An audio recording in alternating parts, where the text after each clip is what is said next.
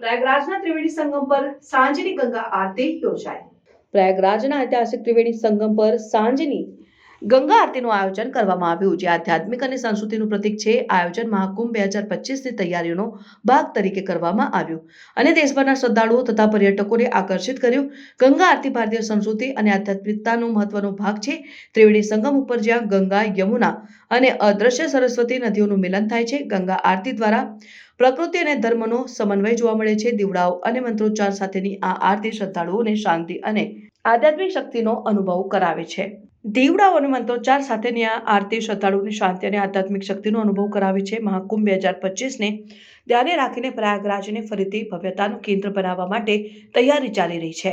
ગંગા આરતી જેવા કાર્યક્રમો ધાર્મિક મહત્વને પ્રોત્સાહન આપે છે અને સાથે પર્યટનને પણ પ્રોત્સાહન આપે છે। સાંજની ગંગા આરતીમાં હજારો શ્રદ્ધાળુઓ અને પર્યટકો હાજર રહ્યા। સંગમ તટ ઉપર મંત્રોની ગૂંજ, દીવડાઓનો પ્રકાશ અને ગંગા નદીની તરંગોનો સંગીતમય સ્પર્શ શ્રદ્ધાળુઓ માટે વિસ્મરણીય અનુભવ બન્યો।